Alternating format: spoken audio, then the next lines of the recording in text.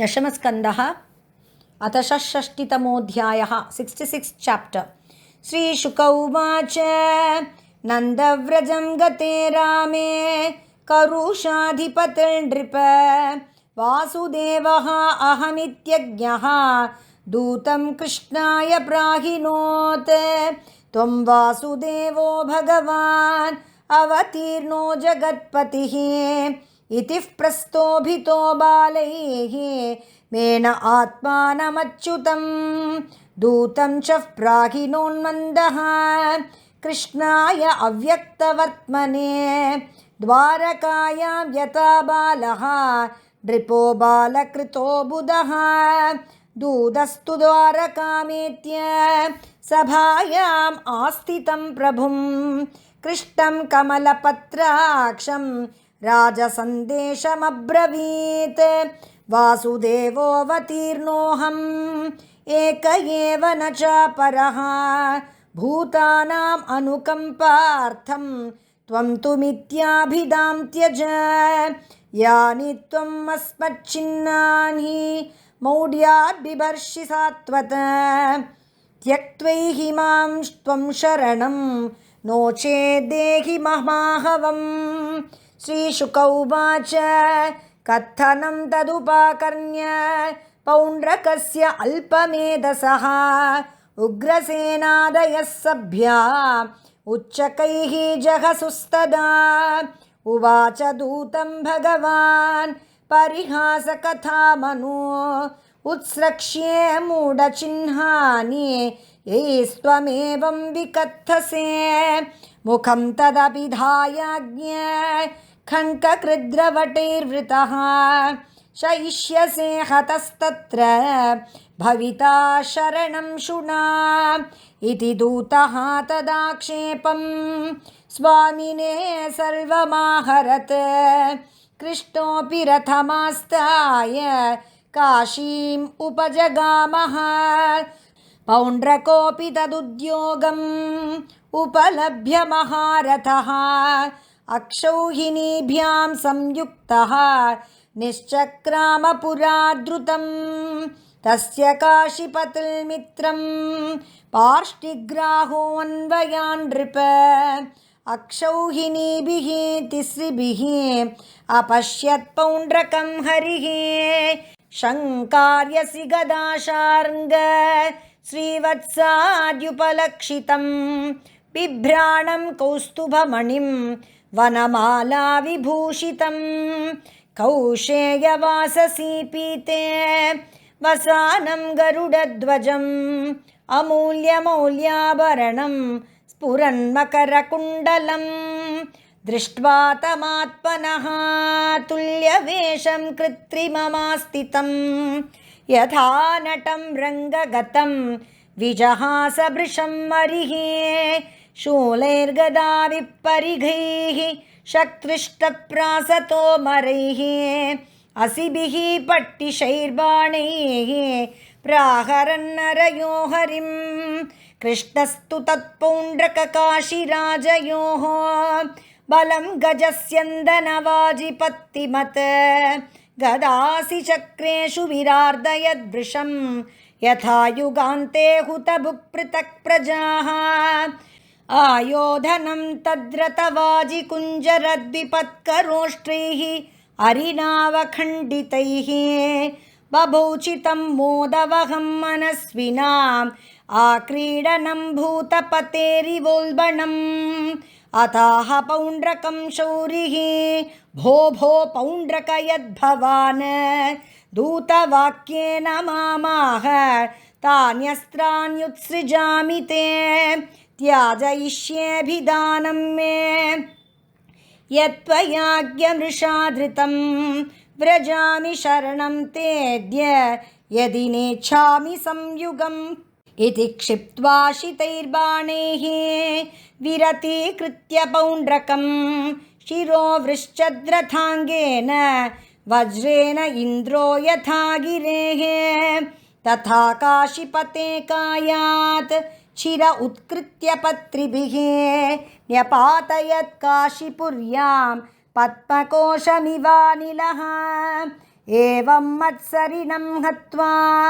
पौण्ड्रकं ससखं हरिः द्वारकाम् आविशत् सिद्धैः गीयमानकथामृतः स नित्यं भगवद्ध्यान प्रद्वस्त अखिलबन्धनः बिभ्राणश्च हरेराजन् स्वरूपं तन्मयोऽभवत् शिरः पतितमालोक्य राजद्वारे सकुण्डलं किमिदं कस्य वा वक्त्रम् इति संशिशिरे जनाः राज्ञः काशीपते ज्ञात्वा महिष्यः पुत्रबान्धवाः पौराश्च हता राजन् नाथा नाथेति प्रारुदन्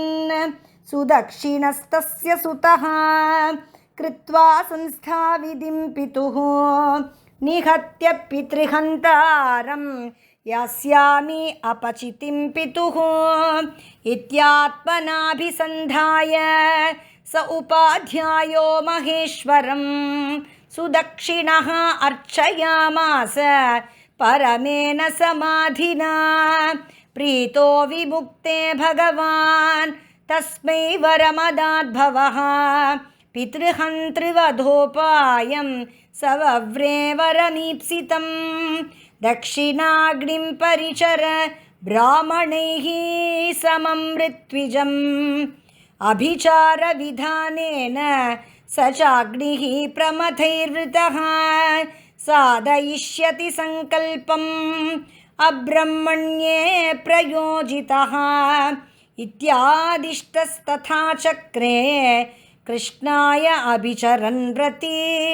ततोऽग्निरुत्थितः कुण्डान् मूर्तिमान् अतिभीषणः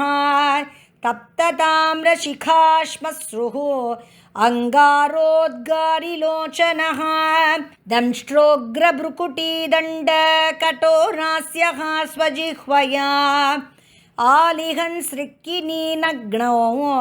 विदुन्वन्त्रिशिखं ज्वलन् पद्भ्यां तालप्रमाणाभ्यां कम्पयन्नवनीतलं सोऽभ्यधावद्वृतो भूतैः द्वारकां प्रदहन् दिशः तम् आभिचारदहनम् आयान्तं द्वारकौकसः विलोक्य तत्र सुसर्वे वनदाहे मृगा यथा अक्षयसभायां क्रीडन्तं भगवन्तं वयातुराः त्राहि त्राहि त्रिलोकेश वह्नेः प्रदहतः पुरं श्रुत्वा तज्जनवैक्लव्यं दृष्ट्वा स्वानां च साध्वसं शरण्यः सम्प्रहस्याः मा वैष्टेति अवितास्म्यहं सर्वस्यान्तर्बहिः साक्षी कृत्या माहेश्वरीं विभुः विज्ञाय तद्विघातार्थं पार्श्वस्थं चक्रमादिशत् तत्सूर्यकोटिप्रतिमं सुदर्शनं जाज्वल्यमानं प्रलयानलप्रभं स्वतेजसाखं ककुबोऽथ रोदसी चक्रं मुकुन्दास्त्रं मताग्निमार्दयत् कृत्यानलः प्रतिहतः सरथाङ्गपाणेः अस्त्रौजसा स नृपभग्नमुखो निवृत्तः वाराणसी परिसमेत्य सुदक्षिणं तं सरित्विग्जनं समदहत् स्वकृतोऽभिचारः चक्रं च विष्णोस्तदनुः प्रविष्टं वाराणसीं साटसभालयापणां स गोपुराहट्टालकगोष्ठसङ्कुलां सकोशहस्त्यश्वरथानशालां दग्ध्वा वाराणसीं सर्वां विष्णोश्चक्रं सुदर्शनं भूयः पार्श्वमुपातिष्ठत् कृष्णस्य अक्लिष्टकर्मणः य एतत् श्रावयेन्मर्त्य उत्तमश्लोकविक्रमं समाहितो वा शृणुयात् सर्वपापैः प्रमुच्यते। इति श्रीमद्भागवते महापुराणे पारमहंस्यां संहितायां दशमस्कन्धे उत्तरार्धे पौण्ड्रकादिवधो नाम षष्ठितमोऽध्यायः। श्रीहरये नमः, श्रीहरये नमः, श्रीहरये नमः। गोपिका जीवनस्मरणं गोविन्द गोविन्द।